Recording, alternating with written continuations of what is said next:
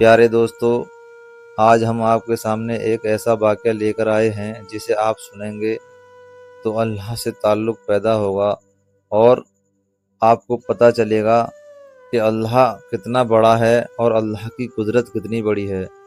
بہرحال ہمارے ذہنوں میں یہ بات آتی ہے کہ دنیا کتنی بڑی ہے، یہ سمندر کتنا بڑا ہے، یہ آسمان کتنا بڑا ہے، یہ زمین کتنی بڑی ہے، یہ چاند کتنا بڑا ہے، یہ سورج کتنا بڑا ہے، یہ ستارے کتنے بڑے ہیں، اور ان سب کو بنانے والا کتنا بڑا ہے۔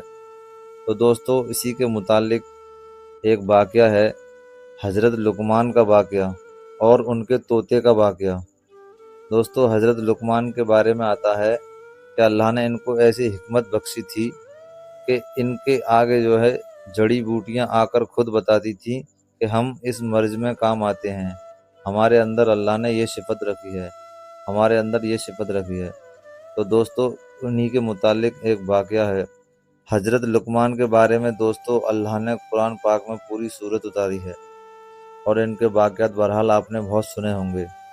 تو انہی کے متعلق ایک واقعہ ہے۔ دوستو، حکیم لقمان کے بارے میں آپ سبھی لوگ جانتے ہی ہوں گے کہ حکیم لقمان اللہ کے نیک بندے تھے اور اللہ کے ولی تھے۔ حکیم لقمان رحمۃ اللہ علیہ کی ولادت حضرت داؤد علیہ السلام کے دور میں ہوئی تھی اور آپ کا وصال حضرت یونس علیہ السلام کے دور میں ہوا، جو گملہ کے قریب ہے اور گملہ فلسطین میں واقع ہے۔ وہ نبی تھے یا نہیں یہ تو ابھی تک واضح نہیں ہے، لیکن وہ اللہ کے نیک بندے اور اللہ کے ولی تھے۔ لقمان کے معنی بہت زیادہ عقل والا ہے۔ آپ کے نام میں حکیم آتا ہے اور حکیم طبیب کو کہتے ہیں۔ اللہ تعالیٰ نے حکیم لقمان کو حکمت اور دانائی بخشی تھی۔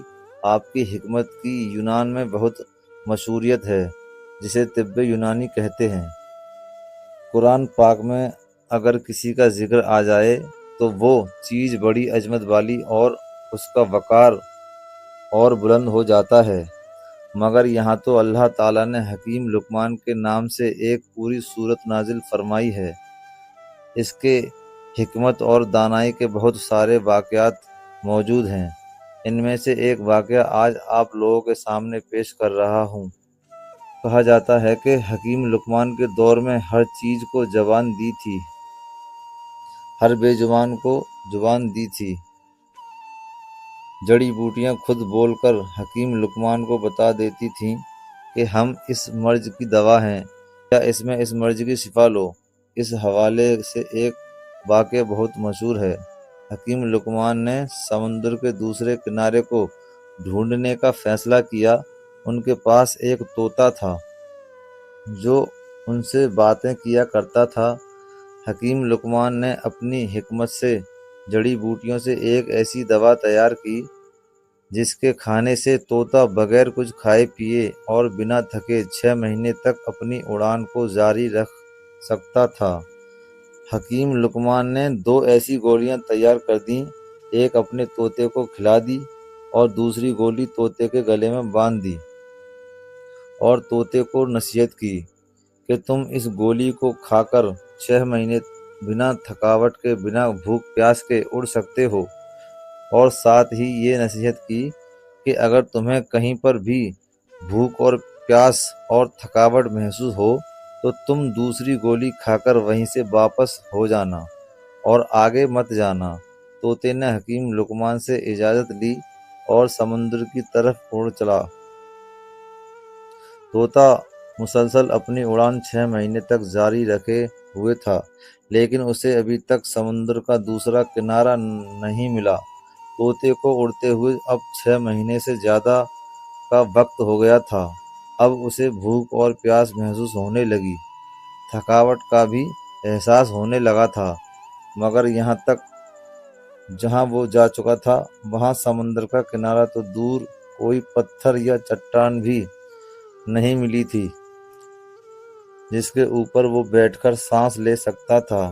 تھوڑا آگے جانے کے بعد آخرکار ایک سمندر میں چٹان نظر آئی۔ طوطا اس کے اوپر جا کر بیٹھ گیا۔ دراصل وہ چٹان نہیں بلکہ ایک بہت بڑی مچھلی تھی، لیکن طوطے کو ابھی تک نہیں پتا تھا کہ یہ چٹان نہیں، ایک بہت بڑی مچھلی تھی۔ تھوڑی دیر میں اس مچھلی نے تھوڑی حرکت کی تو طوطا بہت حیران اور پریشان ہو گیا کہ وہ یہ دیکھ رہا تھا کہ یہ چٹان ہل کیوں رہی ہے۔ جب مچھلی نے اپنا منہ باہر نکالا تو وہ مچھلی بھی اس طوطے کو دیکھ کر حیران ہو گئی اور اس طوطے سے بات کرنے لگی، کیونکہ اس وقت اللہ نے ہر چیز کو زبان دی تھی۔ اس لیے مچھلی نے اس طوطے سے پوچھا، تم کون ہو اور یہاں تک کیسے پہنچے؟ طوطے نے کہا، تم کون ہو؟ تو مچھلی نے کہا کہ میں اس سمندر کی مخلوق ہوں۔ اب طوطا بہت حیران ہوا اور بولنے لگا کہ اللہ کی پناہ، میں نے اپنی زندگی میں آج تک اتنی بڑی مخلوق نہیں دیکھی۔ پھر اس نے کہا، میں حکیم لقمان کا طوطا ہوں اور مجھے حکیم لقمان نے سمندر کا دوسرا کونا ڈھونڈنے کے لیے بھیجا ہے۔ میں نے بہت زیادہ سفر کیا ہے، ابھی تک مجھے سمندر کا دوسرا کنارہ نہیں ملا، اور جب میں بہت تھک گیا ہوں اور اب میں اس سے زیادہ آگے نہیں جا سکتا۔ کیا تم جانتے ہو کہ سمندر کا دوسرا کنارہ کہاں ہے؟ تو مچھلی نے کہا کہ تم مجھے پہلے یہ بتاؤ، تم یہاں تک پہنچے کیسے ہو؟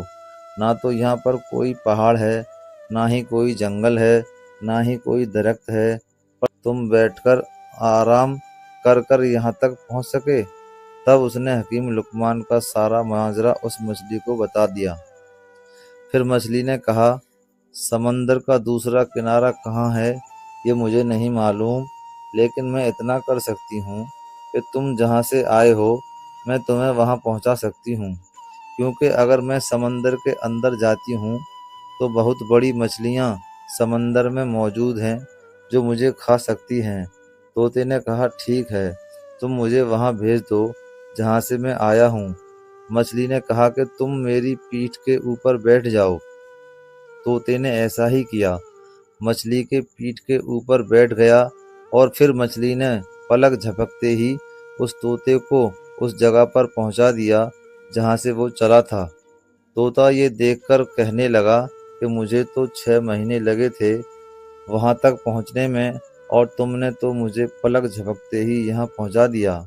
طوطا بہت حیران ہوا اور سوچنے لگا کہ ابھی تک یہ مچھلی یہ بھی دعویٰ کر رہی ہے کہ اس سے بھی بڑی بڑی مچھلیاں موجود ہیں۔